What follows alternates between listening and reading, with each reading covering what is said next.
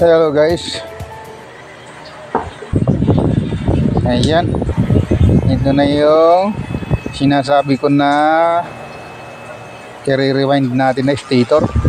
Stator ito ng motor star. Ayan. Nabilan na natin ng epoxy kasi ito ay mga nagkapingas-pingas ang housing.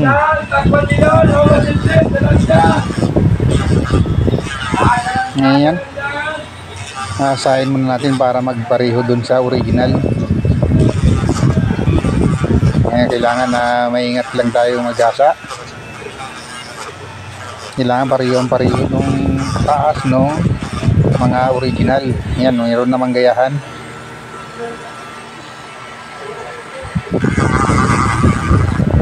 Ayan, yung mga walang pambiling stator dyan, pwede nyong gayahin to kahit pa yan nagkadurog-durog. Kaya natin gawin yan. Kailangan lang ng tiwala sa sarili. Yan lang ang may tuturo sa inyo.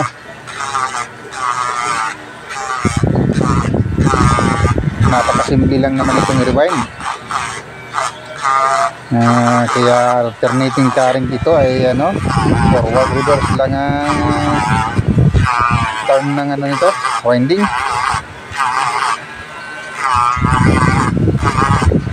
Ayan. Meron tayong pamport na ginagamit dito. Yan ang ating ginagamit na pangata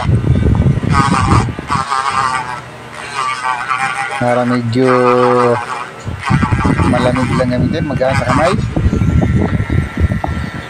Hindi na yung grinder, mabiyat yun.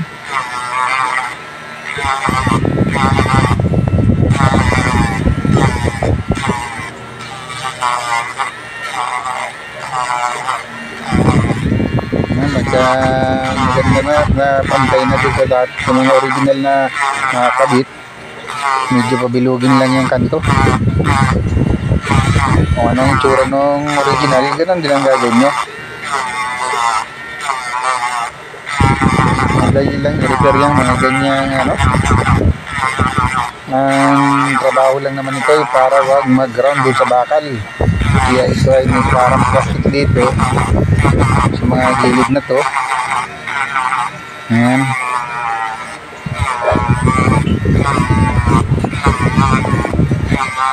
Ganyan lang. Maingat lang. Magsasama ang kamay.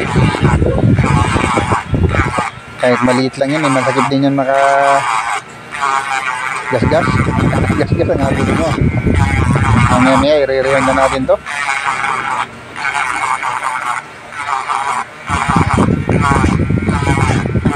Napakadali lang naman mag-rewind. Laging tatandaan lang kung saan nagsimula ang winding, beginning at ending. Yan isimulan na natin. Ganyan lang. Kailangan sunod-sunod, maganda ang pagkakasunod-sunod ng ikot. Yan, sa paatras. Yan, papunta sa iyo ang yan. Ang sunod niyan ay pabaliktad naman. Kaya AC ang lalabas dito. Dadaan pa ito sa regulator para maging 12 volts. Ganyan lang. Gandahan lang ng ikot.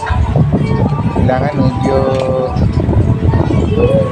parang dumaan sa makina. Wag yung parang kinaig ng manok.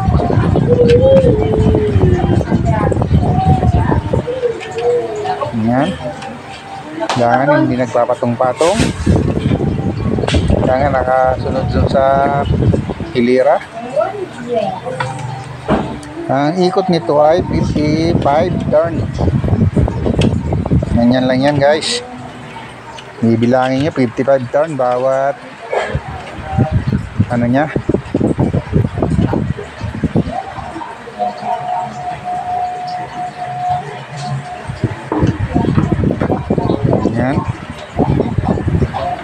Bawat poste niya ay 55 ang lalagay nyo.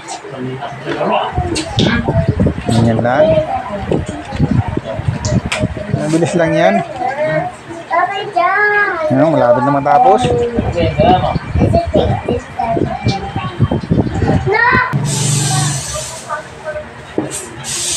Yan, natapos na natin. Sobrang bilis natin yan. Hinang na natin yung mga ending niya dito sa kanyang terminal. May terminal 1 yan, terminal 2, parang airport. Parang airport. Terminal 1, terminal 2. Wala pa lang terminal 3.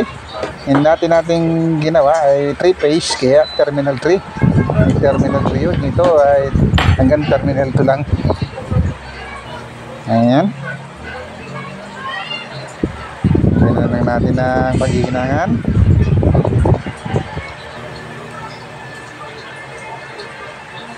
Tapos i-tester natin yan.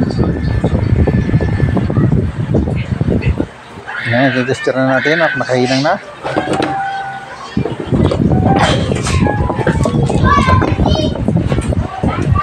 Nakahinang na sa terminal 1, terminal 2. Pagul pang kagwang. Ayan.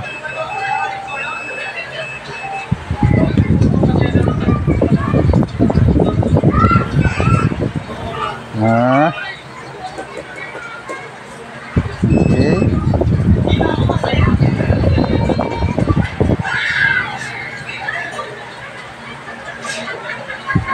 Ayan guys, ang reading niya. Ayan. Ayan, naglalaro sa 1.8, 1.7. Okay, ganyan lang yan. Ibig sabihin, okay na. Okay, okay daw. Yan, thank you for watching guys. Ganyan lang yan, kasimple.